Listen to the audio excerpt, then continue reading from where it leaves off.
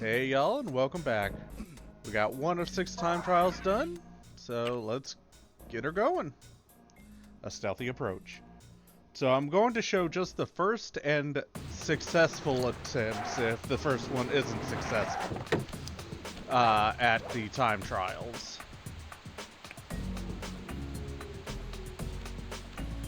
Alright.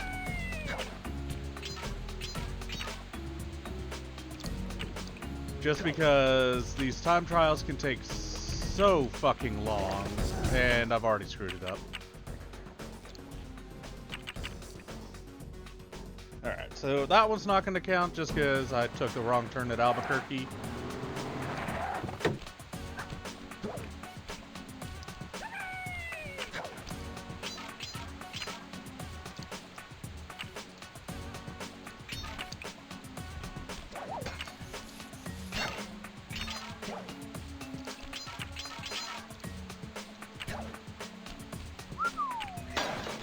That was a close one.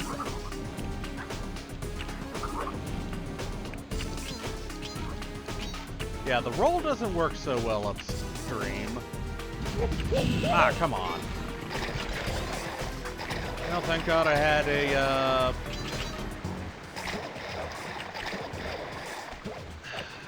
what's it called?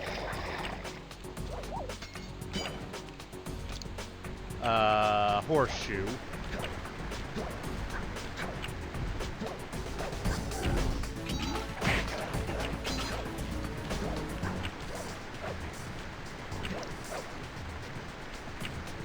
Really?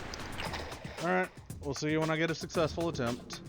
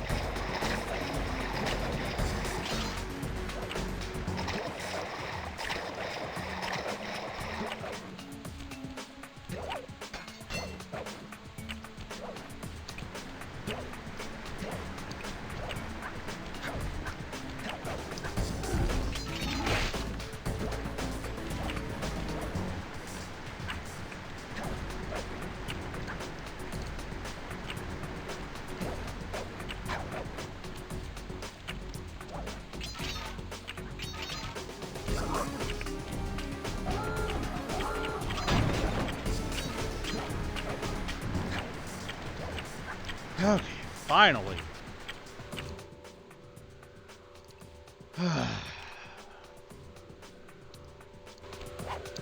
We'll check out the bonus commentaries after I get all the time trials.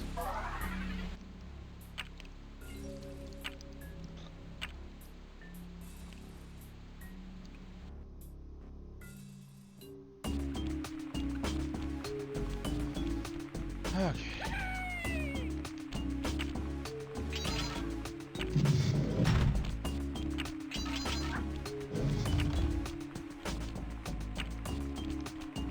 Oh well, that bonk probably misaligned me there, so.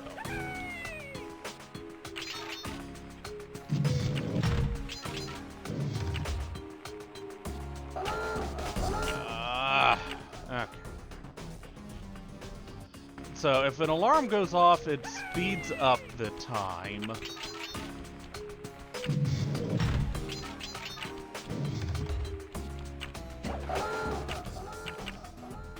So if I get one that early, I might as well just reset immediately.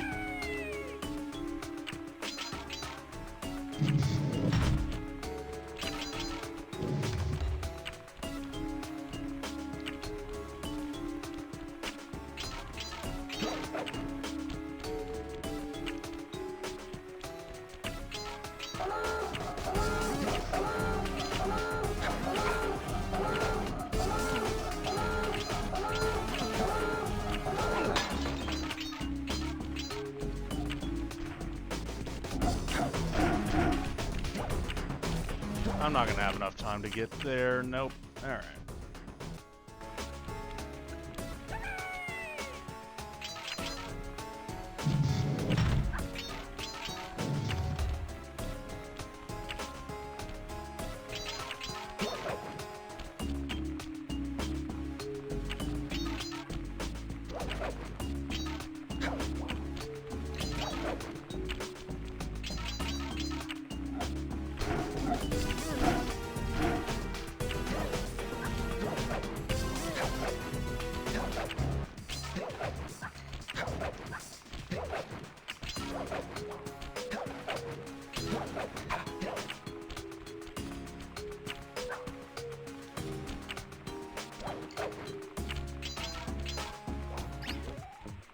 Alright, this should be enough time.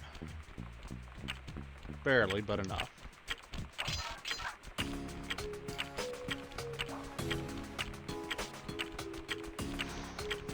There we go. That was an annoying one. Honestly, all of them are annoying, but... Alright, so we've got... those three done. Fire down below.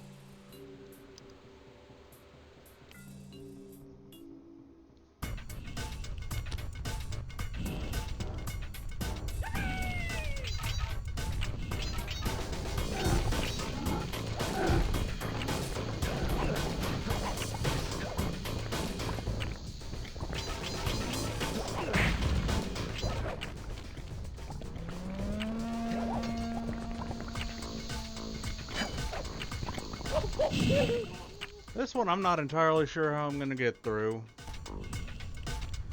In a timely manner, anyway.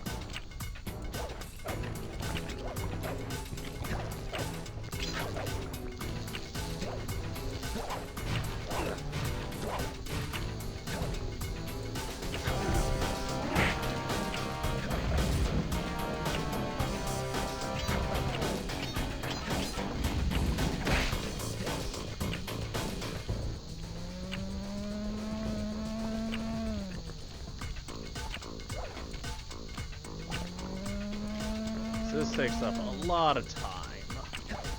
Plus, I've still got to go past the,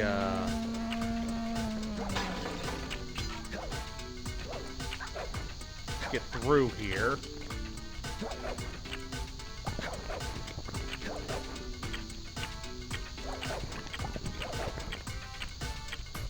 Okay, I got it.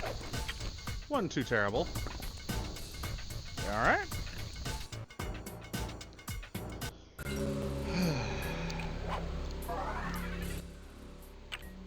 Two to go.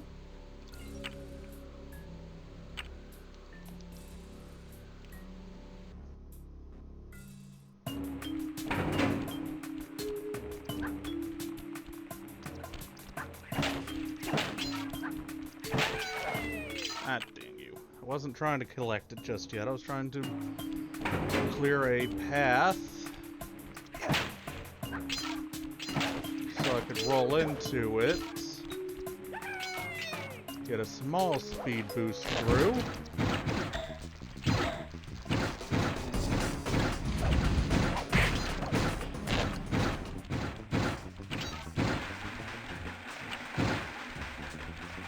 I don't know why I was riding that down.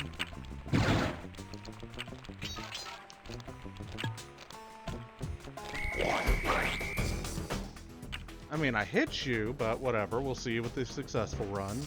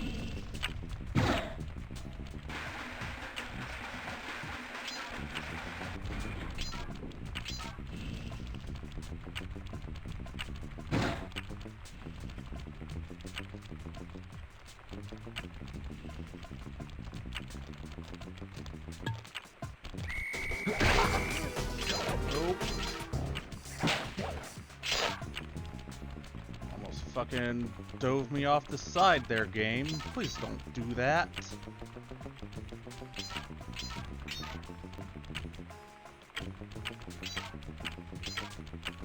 Alright, there we go. One to go.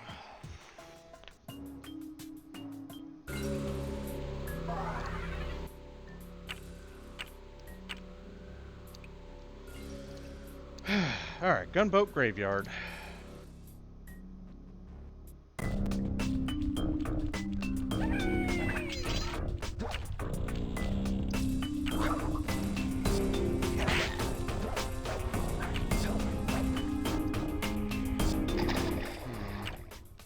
If I do that a little differently, I can fucking...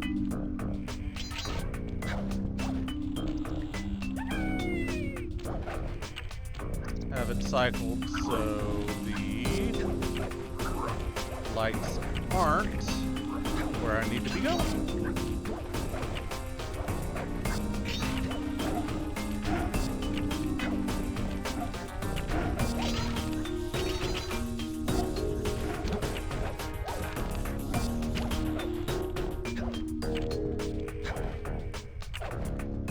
As it just yeets me over the edge.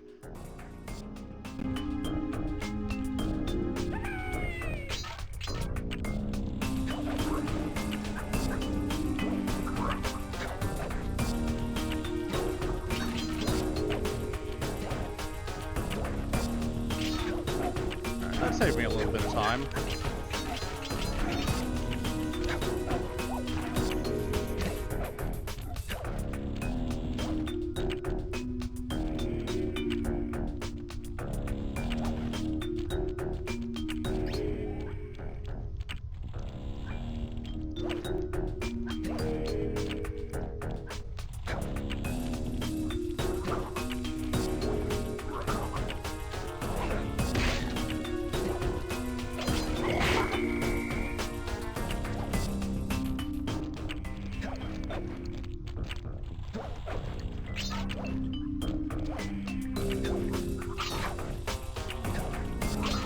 I should have it.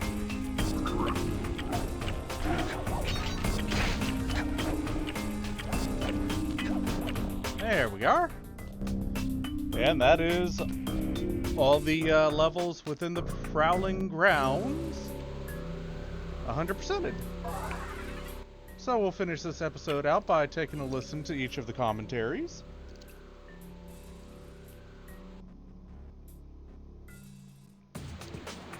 And I'm going to go ahead and mute myself. So this is the approach leading into Raleigh's Store Machine boat. Mm-hmm. And this is one of the first levels of the game we made. And it has been gone over and over and over. And as the characters changed, as his jump length changed and jump height changed, this level got changed too. Right. And it's also sort of like the test bed for the lighting, right? Mm-hmm. Hokyo, you did all the lighting in the game. Right. What kind of stuff was going through your head when you were making this level?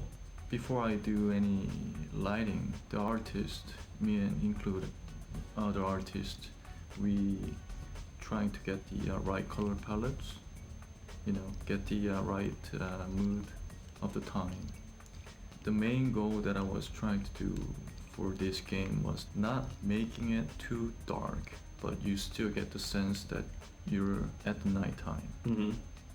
Is it hard to do to kind of get a versatile set of colors going on to represent night, right, but not be kind of Las Vegas-y? Right. As you can see the game right now, you have tealish shadow all over.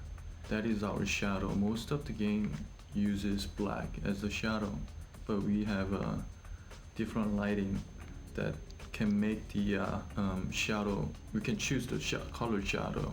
We can make it pink, blue, whatever color, and we can give the intensity and stuff like that. So it's just a lot of time consuming just trying which shadow works the best with these textures. That was the most time consuming was with the textures. Does it works well with the blue? Mm-hmm. If it doesn't, then we slightly change the saturations or the colors of the textures. We did a lot of process on those in this level. How many times do you reckon you went through this level and relit it? Maybe more than 30 times. Whoa. Yeah. That is intense. Yeah, because we're dealing with the fog and the shadow, and the most important thing is the brightness. If the game is too dark, everybody has a different TVs, so it might look very dark on some people's TV, and it might look very washed out, very bright. So that was very challenging for me to making it, kind of getting it light, the brightness. Mm-hmm. You've got a really weird setup here at work where you've got your computer monitor and then 3 TVs right next to each other while you're doing your lighting. And it isn't, like, one is a bright TV, Right. one's a normal TV, and one's a dark TV. Right. The reason that I have a 3 different set of TVs, I wanted to see the game with really kind of washed, bright, and also very, very dark. So my goal is trying to make it all same with those 3 different monitors, trying to get it all same brightness and the colors.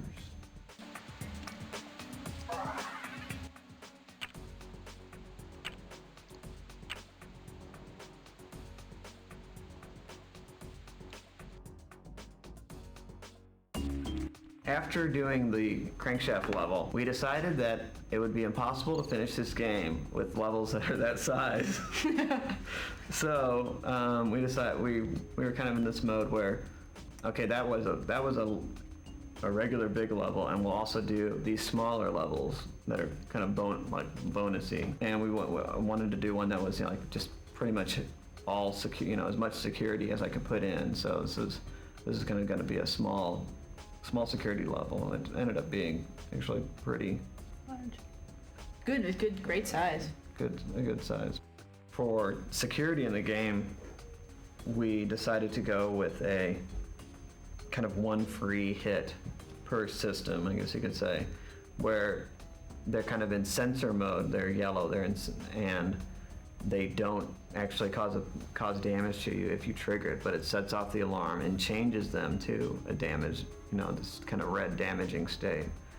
And we primarily did that, for inexperienced players to give them an extra chance to get through, instead of just burning and just hurting them every time. And also because we like the idea of you running around while the alarms are blaring, and it's loud, it's a little disorienting. It's something, if it immediately burned you, a lot of people would probably, die then and wouldn't get that experience of running around while the alarms are blaring. So we thought that was a good thing. So we switched to the kind of one free hit, I guess, per system.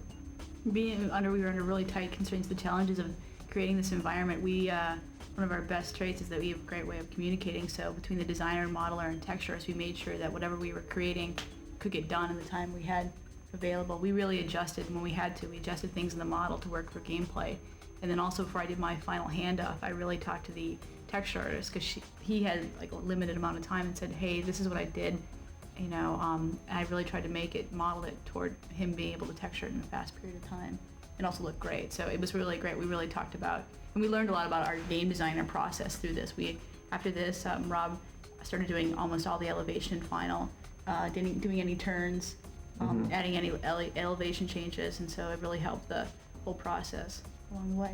And this is also our last level that had split collision versus what you see on screen versus what you kind of the physics that you're running around on. So this really was A transition. a transition from how we did levels, and it was I think it really helped us get in a position where we could finish the game. Yeah, it's totally true. We can do stuff fast, yeah.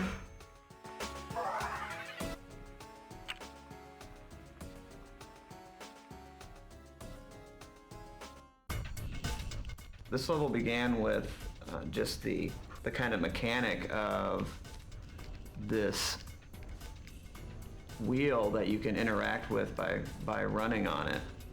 And it's kind of one of the few more puzzly kind of elements in the game where it's, you know, when you walk up to this thing, it's not completely straightforward what you're supposed to do. Yeah, it's not immediately obvious what that wheel is used for. So, you know, getting, in both these cases, it's, you know, driving, you know, running on it drives the animation of another, something else in the scene, whether it's the hooks or the conveyor belts. Right. And I don't know, is there, I know you've done some rigging in here. Yeah, I actually had done the rigging on both of the wheels, and so that was a little bit challenging from the perspective of the conveyors. You know, the conveyors that we've got in the back wall there with regard to the getting the textures to actually go with the speed of the conveyors. That was the challenging part of rigging this, was doing that work. But most of the rigging just was driving the animation, changing the speed of the animation of the hooks going around, or changing the particles of the steam coming out of the whistle. Mm-hmm. Right, and that's what the extent of the rigging was. The hot coals that roll down on the floor, it's something that I've stuck to my guns on this. A lot of people have not liked the hot coals because I think they're great. Because it's kind of this random thing. It's not something it's totally easy to predict, even though the floor has been modeled with kind of these dips to really, you know, they pretty much, they're real physics, but they're going down a pretty similar path just because of the shape of the floor. It's kind of a valley there that takes it right down to the grating and then back around again. We're kind of actually moving, when the coal gets to the bottom of the shaft, we just move it to the top where it comes out of to respawn it. So it's kind of like a transporter or something like that. Mm-hmm. And at one time, instead of the clues, we had these bags of loot that they would roll on the ground.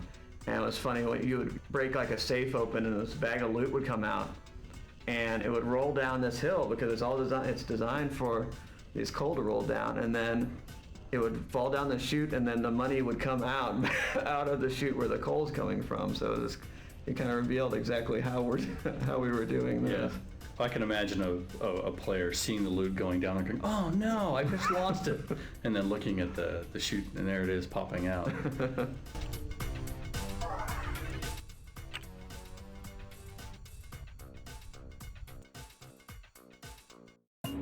This is another one of these levels where actually the key is available right at the beginning. You can see where it is. It's a little small, but still the key is right on this ledge, very, very close to that main, that first elevator when you go in. And so you're going to end up going into the level and coming all the way back out on a different level. Brian actually did some initial, like, kind of level layouts for this. Yes. And that's what got me started in the kind of really double-deckering the game path in here. And we did that in other places too, but this was like the first where we really did a serious double-decker, different types of kind of challenges on the top and the bottom. And right. And Hoagie also did on the texture maps for all the NPCs. Kind of, you really unified their kind of visual style in a really good way. The main problem for our levels, I mean, my goal is to making it not dark, but give it the night sense, and especially like this level is the interior, but you still get the night light. So it was pretty difficult for me to do the lighting at first. I know we've changed lighting models. 3 times? 3 times. Right. So each time you got to learn the new tricks of the new lights and then change all those out. Right. That was kind of difficult at first, learning through the new lighting system. Mm-hmm. But it really helped the visual, since we have the shadow. Most of the game doesn't have the shadow system, so shadow turns to just a black. They cannot make it to the colors, and thanks to our programmers, that made it happen. When you collect the key on this level or any of the other levels, you'll notice that the background kind of completely goes dark, and we kind of go into this letterbox and show you this animation of Sly picking the key, and it's kind of funny. We use this alternate lighting model to darken everything else at this very base level. It was a weird kind of just hack feature I put in to just darken everything. But then you have to say, well, I don't want to darken Sly because he's the one collecting the key. So Sly is actually marked as like, don't darken me, but he's the only thing in the whole game that's marked that way. Oh, and the key is marked as don't darken me. But everything else in the game gets darkened by this alternate lighting model when you collect your keys.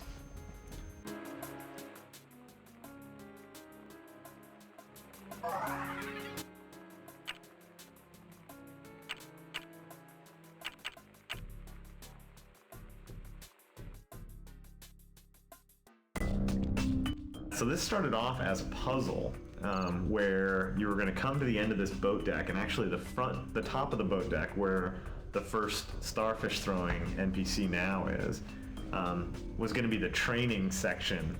And the idea was going to be that there was going to be invisible lasers all over this area, and you were going to have to spray something into the ahead of you to expose the beams, either smoke or frost or something in front of you.